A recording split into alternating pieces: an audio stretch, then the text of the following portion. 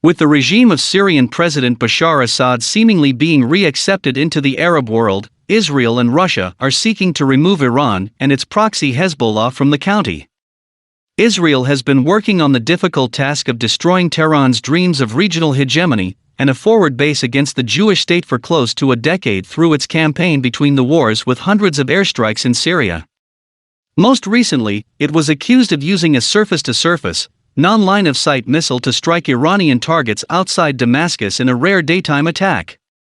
That strike came as Russia was accused of striking some 20 opposition targets in Idlib province.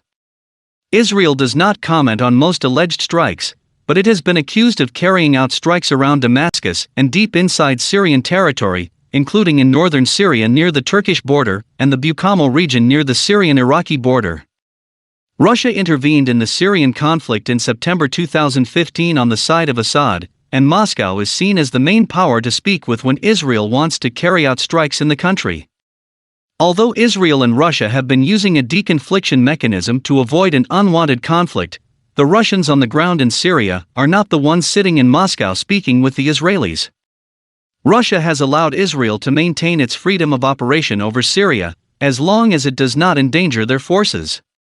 But Moscow has recently begun reporting and condemning alleged Israeli airstrikes.